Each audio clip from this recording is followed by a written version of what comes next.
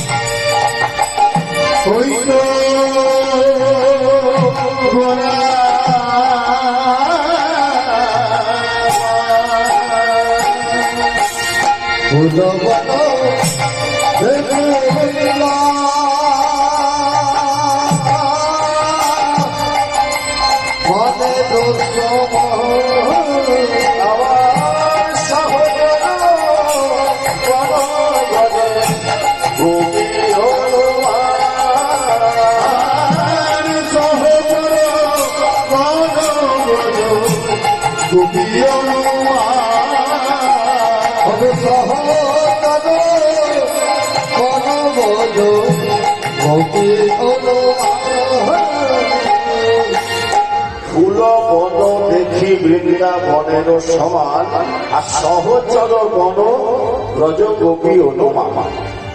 দেখুন ফুলের বন দেখে মনে করছেন বৃন্দাবন, আর ওই যে তার সহচরকে দেখে মনে করছেন গোপী।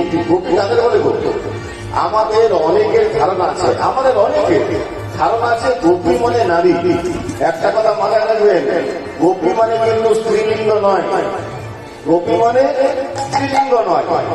আমরা দুটো শব্দ খুব ভুল ব্যবহার করি আমাদের, বিশেষ করে পশ্চিমবাংলাতে দুটো শব্দ খুব ভুল ব্যবহার হয়। এক হচ্ছে গোপী মানে আমরা সবাই ভাবি শুধু নারী, আর নার্স মানে আমরা সবাই জানি স্ত্রী। নার্স মানে ছেলে নার্স হয়, মেয়ে নার্স হয়। ঠিক সেরকম গোপী ছেলেও হয়, মেয়ে হয়। যেমন গো শব্দে ইন্দ্রিয়, বি শব্দে দমন করা। গো শব্দে ইন্দ্রিয়, বি শব্দে দমন করা। যারা ইন্দ্রিয় দমন করে একযোগে ভগবানের সেবা করতে পারেন তারাই হচ্ছেন গোপী। এক গৌরব সুন্দর আমার সম্পূর্ণ বৃন্দাবন ভাবে বিভাবিত হয়েছেন থেকে গোরাচাঁদের ভক্তগণ গোরাচাঁদকে নিয়ে উপস্থিত শিবাসঙ্গনে, আর শিবাসঙ্গনে নিয়ে এসে খোল করতাল সমন্বয় নৃত্য করছেন। সবাইকে হয়েছে কেমন?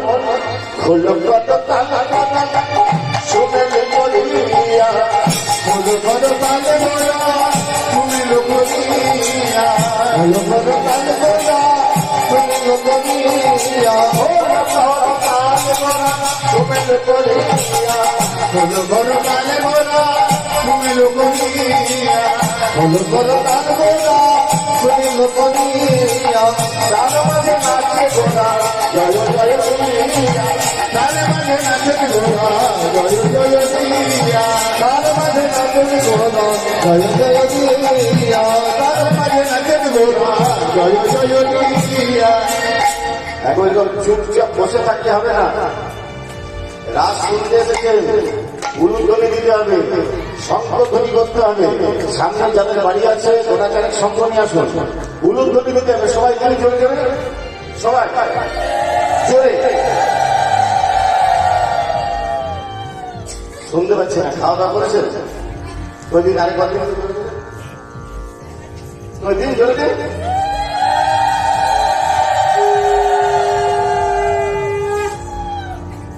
ঝরে ঝরে দিতে হবে। শিবাসঙ্গনে খুব সুন্দর নৃত্য করছেন সবাই কেমন? আজ গৌরাঙ্গ নাচিছে, গৌরাঙ্গ নাচিছে, গৌরাঙ্গ নাচিছে, গৌরাঙ্গ নাচিছে, গৌরাঙ্গ নাচিছে, দেবদত্ত বাহু তুলে গৌরাঙ্গ নাচিছে, হেমদত্ত বাহু তুলে গৌরাঙ্গ নাচিছে, হেমদত্ত বাহু তুলে গৌরাঙ্গ নাচিছে, হেমদত্ত বাহু তুলে গৌরাঙ্গ নাচিছে, হেমদত্ত বাহু তুলে গৌরাঙ্গ নাচিছে, হেমদত্ত বাহু তুলে গৌরাঙ্গ নাচিছে, হেমদত্ত বাহু তুলে গৌরাঙ্গ নাচিছে। খুব রেকর্ডিং করছিস, হ্যাঁ? রেকর্ডিং করলে সব পাঠাবি আমাকে কালকে, বুঝলি? রেকর্ডিং করলে হবে না। গৌরাঙ্গ সুন্দর নৃত্য করছেন, আর গৌরাঙ্গ সুন্দর পিছন পিছনে একটা নৃত্য করতেন, কে জানে? কেন না, গৌরাঙ্গ সুন্দর নাচতে নাচতে মাঝে মাঝে পড়ে যেতেন, বুঝলেন? যাতে পড়ে না যায় সেই জন্য গোরাচাঁদের মুখের দিকে তাকিয়ে তাকিয়ে নৃত্য করছেন। কেমন হবে? আজ নিত্যানন্দ নাচিছে, নিত্যানন্দ নাচিছে, নিত্যানন্দ নাচিছে, নিত্যানন্দ নাচিছে, নিত্যানন্দ নাচিছে, নিত্যানন্দ নাচিছে, গোরা মাতা গেয়েছে, নিত্যানন্দ নাচিছে, গোরাচাঁদে গিয়েছে, নিত্যানন্দ নাচিছে, গোরাচাঁদে গিয়েছে, নিত্যানন্দ নাচিছে, গোরাচাঁদের বদল ফিরে নিত্যানন্দ নাচিছে, গোরাচাঁদের বদল ফেরে নিত্যানন্দ নাচিছে, গোরাচাঁদের বদল ফেরে নিত্যানন্দ নাচিছে।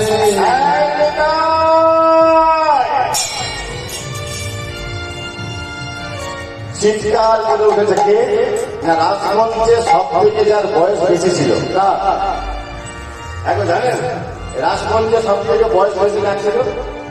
অদ্বৈতাচার্য।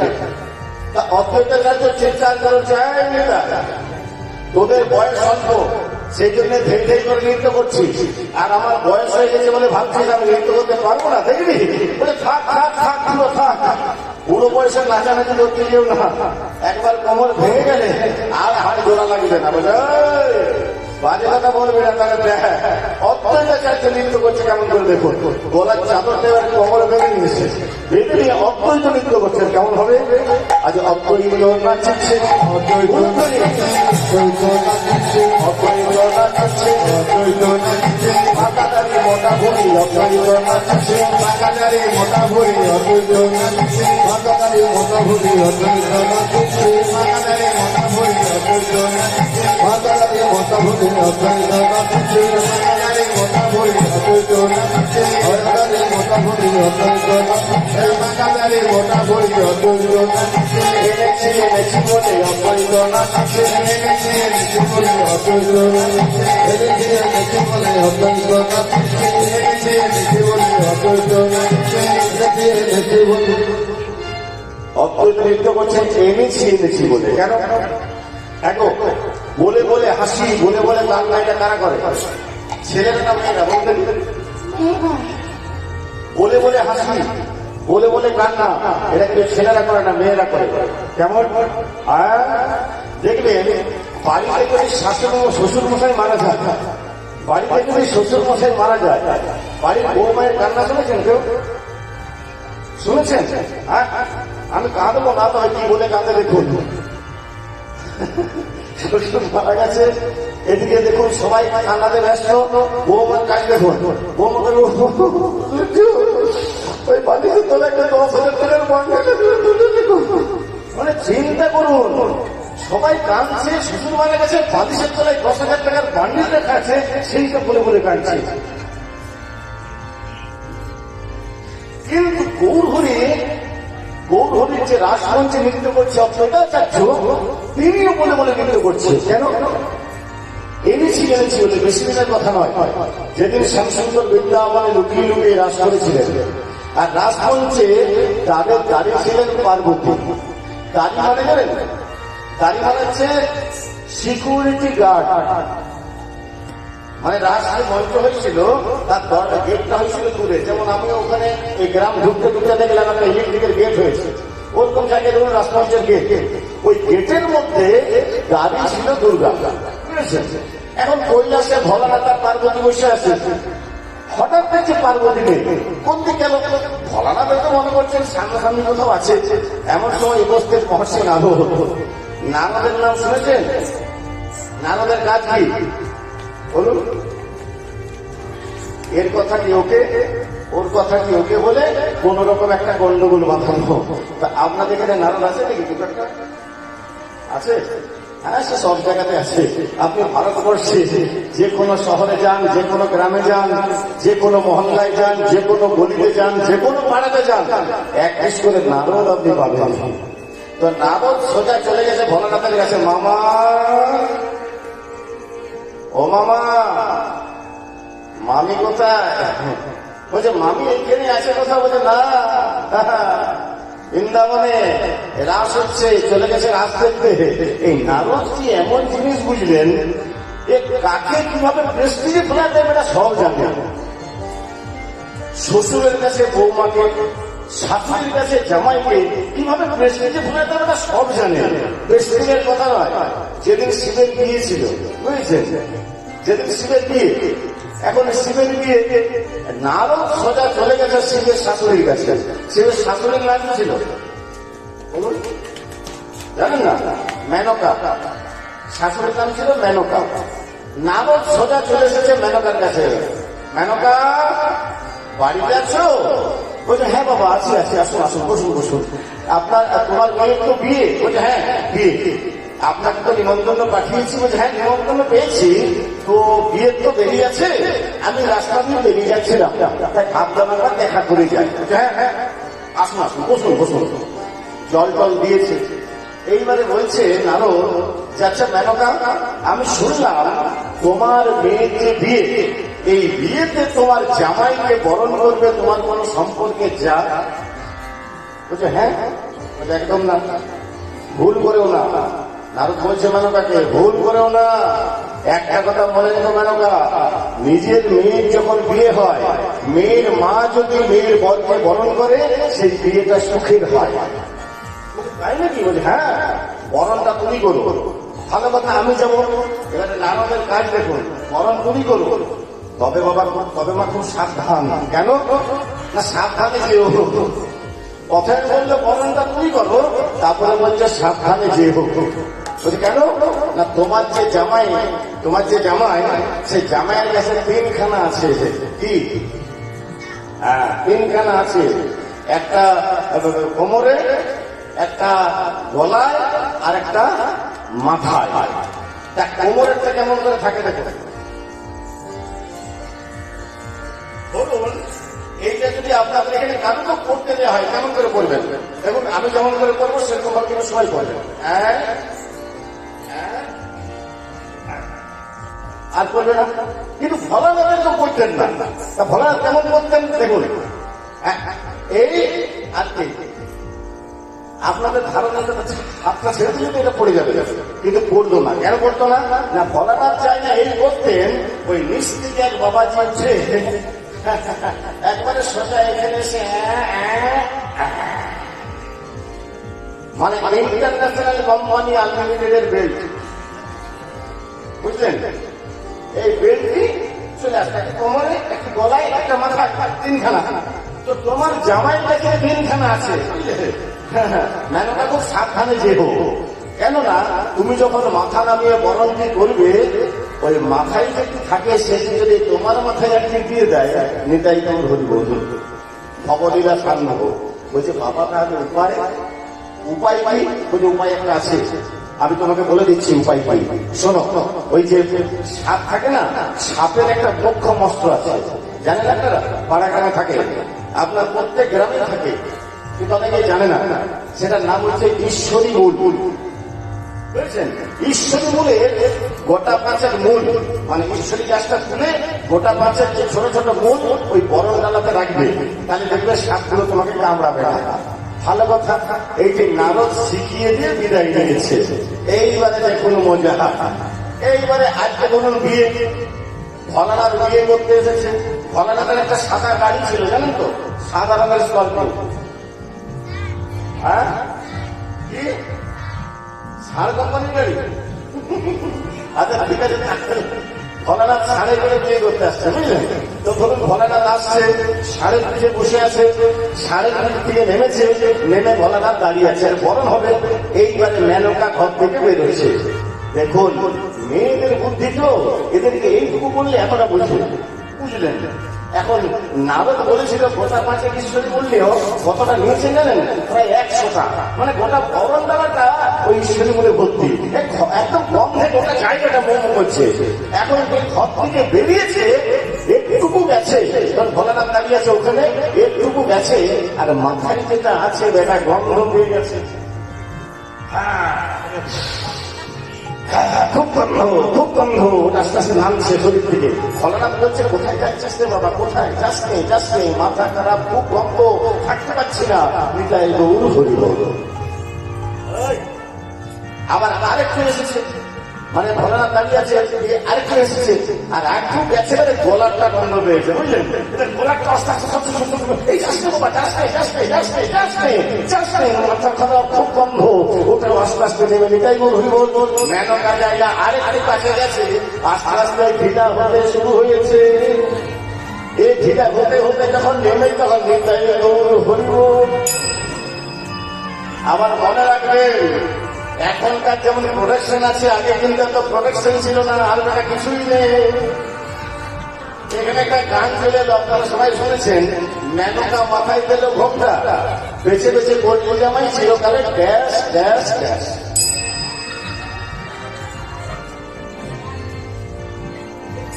তাহলে ভোলানাথের কাজ করেছেন, হ্যাঁ, কেমন প্রেস্টিজে ফেলালো, হ্যাঁ, শাশুড়ির কাছে জামাইকে, জামাইয়ের কাছে শাশুড়িকে।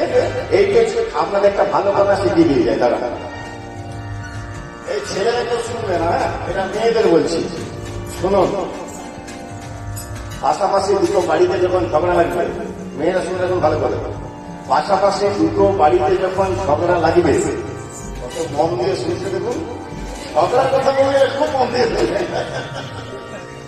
পাশাপাশি দুটো বাড়িতে যদি ঝগড়া লাগে, ধরুন আজকে বিকেল বেলায় ঝগড়া লেগেছে, রাত 12টায় ঘুম থেকে উঠবেন, বুঝে যান, রাত 12টা ঘুম থেকে উঠে একটা চক নেবেন, চক জানেন তো, চক নেবেন। দুটো বাড়ি, যে বাড়িগুলোতে ঝগড়া, উত্তর দিকে দেওয়ালে 3বার করে লিখবেন নারদ নারদ নারদ, ওটা তো 3বার, নারদ নারদ নারদ। পরের দিন সকালে যে ঝগড়া শুরু হবে, 7 দিনে ঝগড়া থাকবে না, গ্যারেন্টি। তবে খুব সাবধান, আমার কথা শুনে কেউ যেন করতে যাবেন না, কেন আমি ঝগড়া লাগাবার মন্ত্র জানি, ছাড়াবার কিন্তু জানি না। খুব সাবধান, এটা কেউ করতে যাবেন না। তো সেই হচ্ছে নারদ, বুঝলেন?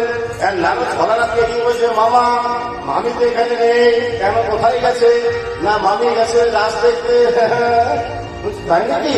আর আমাকে নিয়ে গেল না, আমিও যাবো। ভোলানাথ সোজা একবার রাস মঞ্চে, তার ওখানে গেট, ওখানে দূর থেকে ভোলানাথ।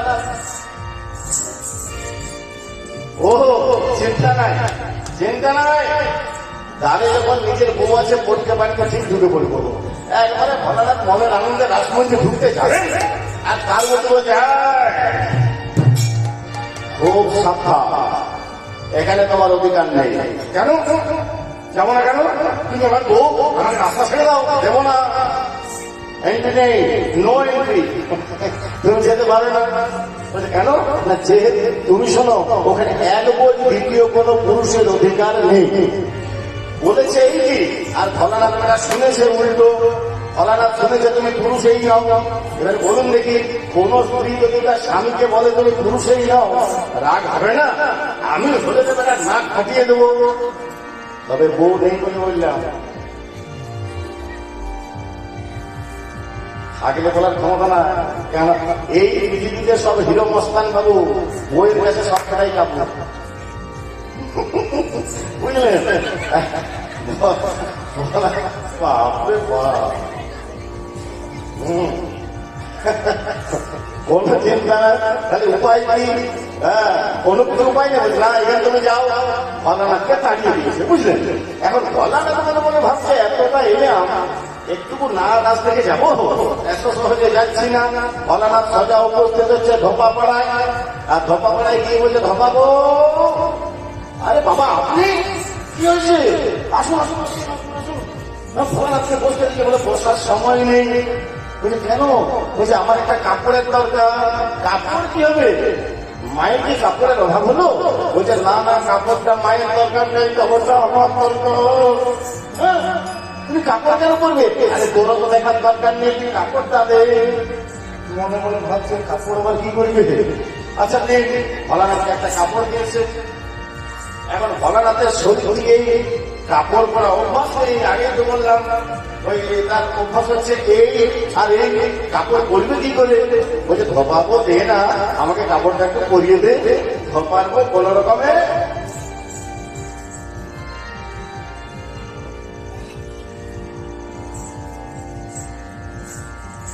ধোপার পর ভোলানাথকে কাপড়টা পরিয়ে দিয়েছে, বুঝলেন?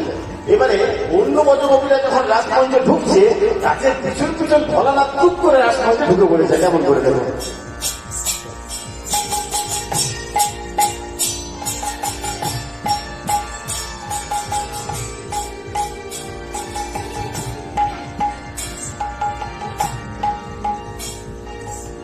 চিন্তা করে যান, ভোলানাথের শরীর কিন্তু এই ওই কাপড় থেকে খুলছে না, এই দিকে ঢাকাচ্ছে, এদিকে খুলে যাচ্ছে, সেদিকে ঢাকাচ্ছে, এদিকে খুলে যাচ্ছে।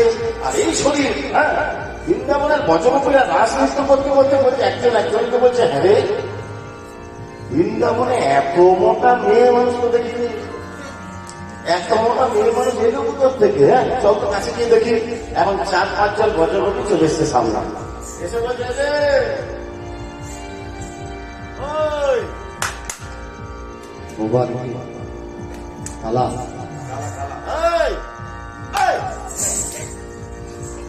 তোমাকে বলছি, তোমার নাম কি? নাম নাম নাম বলো, এখানে বলো।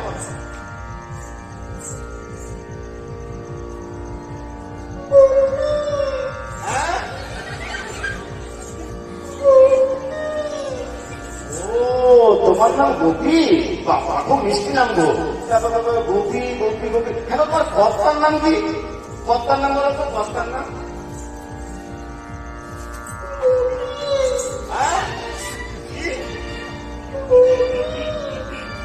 তোমার নাম গোপী, তোমার কর্তার নাম গোপী, দুজনেরই গোপী। তুমি থাকো কোথায়? নিবাস নিবাস বাড়ি কোথায়?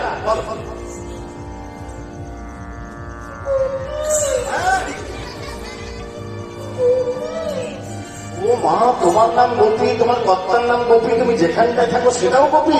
গোপী গোপী গোপীময়। দূর থেকে শ্যাম সুন্দর করে সব দেখছে, শ্যাম সুন্দর ছুটে চলে এসেছে। বজ্রকবিরা বলছে তোমরা যাও যাও, আমি দেখছি আমি দেখছি। বজ্রকবিদের তাড়িয়ে দিয়ে শ্যাম সুন্দর বলছে, ভোলানাথ, ও ভোলানাথ, ঘোমটা করে ঘোমটা করে, তুমি এখানে কেন এসেছো? জানো না এখানে তোমার অধিকার নেই? কেন? যেহেতু তুমি মদন দহন করে এসেছো, এখানে তোমার কোনো অধিকার নেই, যাও তুমি এখান থেকে বাড়ি করে যাও। তাহলে প্রভু অদ্বৈতাচার্য বলছে, প্রভু এই ভোলানাথ বলছে, প্রভু আমি একদিনের জন্য কি রাষ্ট্রমঞ্চ অধিকার পাবো না? পাবে, তবে আজ নয়, তবে জানো যেদিন নবী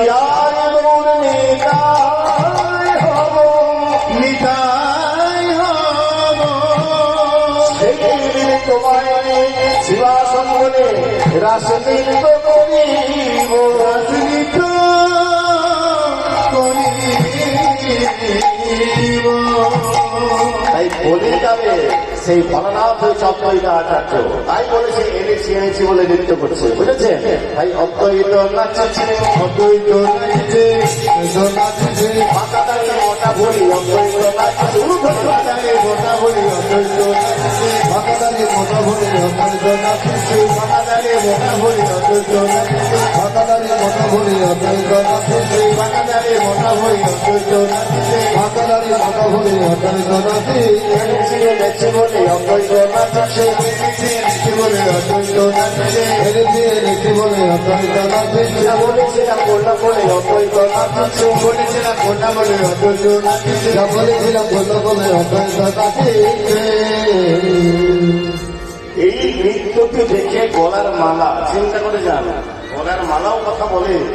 গলার মালা বলছে, বাবা বাবা বাবা, তোমরা গৌর হরিকে পাশে পেয়েছো, তাকে যদি নৃত্য করতে পারো, আমি তো গৌরের গলায় আছি, আমি ছেড়ে দেবো? গলার মালা কেমন ভাবে নৃত্য করছে দেখুন।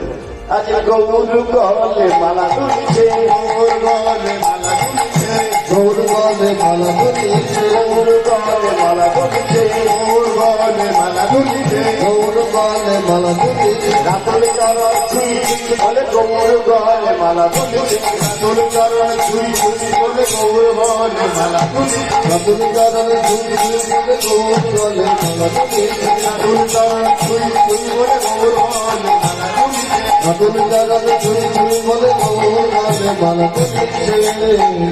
আচ্ছা বলুন দেখি মায়েরা, একটা ভক্তের কাছে ভগবানের কোন জায়গাটা সবচেয়ে বেশি দামি? বলুন, একজন ভক্ত ভগবানের কোন জায়গাটা চায়? ওটা শরীরের মধ্যে চরণ। এই চরণের মধ্যে আছে নুপুর।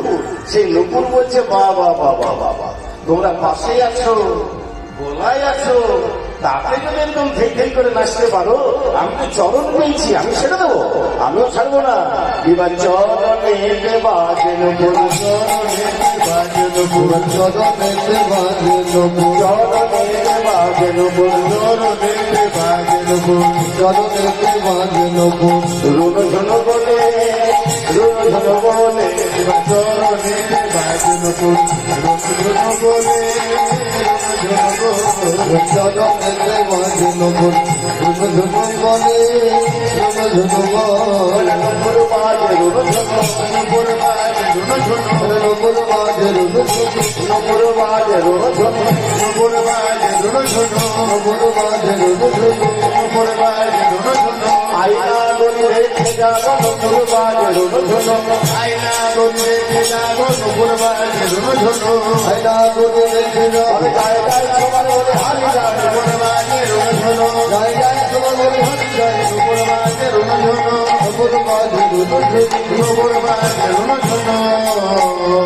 এবার ধীরে ধীরে নাচেন গলা, ধীরে ধীরে নাচেন গোরা ধীরে নাচেন গোরা ধীরে ধীরে নাচেন গলা, ধীরে ধীরে নাচেন গোরা ধীরে ধীরে নাচেন গোরা কোটি দলাইয়া, কোটি দলাইয়া, ধীরে ধীরে নাচেন গোরা কোটি দোলাইয়া কোটি দোলাইয়া ধীরে ধীরে নাচেন গলা, কোটি দলাইয়া। কোটি মানে, কোটি মানে কি বলুন?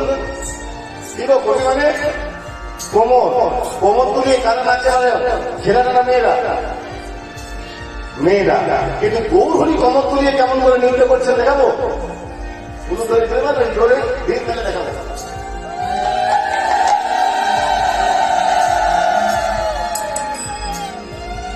শুনুন, যারা দিচ্ছেন না, যারা দিচ্ছেন না তাদের বলছি, এটার নাম জানেন? বইতে কাদের থাকে? এখানে ব্রাহ্মণ আছে? এই বইটা কি কারোর আছে এখানে? এটা আছে কারোর? নেই। সাদা রঙের বইটা আছে। সাদা রঙের বইটা, এই বইটার মধ্যে প্রভাব কি? সাদা রঙের বইটা হচ্ছে যারা পশ্চিমবাংলার ব্রাহ্মণ এখানে, তাদের বইটাকে সাদা। আর যারা উত্তরপ্রদেশের ব্রাহ্মণ বৃন্দাবনে, তাদের বইটা হচ্ছে এরকম। আমাদের রাজ্যের বাড়ি হচ্ছে উত্তরপ্রদেশের কৌনজ। 137 বছর আগে আমরা এই পশ্চিমবাংলায় এসেছি। এই উত্তরপ্রদেশের ব্রাহ্মণরা খুব সাত্বিক ব্রাহ্মণ হয়, বুঝলেন? কোন অভিশাপ চেয়ে লেগে যায়, যে উলুধ্বনি দেবে না আমি অভিশাপ দেবো, বুঝলেন? হ্যাঁ, হাত তুলুন সবাই, আমি অভিশাপ দেবো। হাত তুলুন সবাই, দেখবেন ভয়টা দেখেন। উলুধ্বনি দিন সবাই, সবাই দেন না অভিশাপ।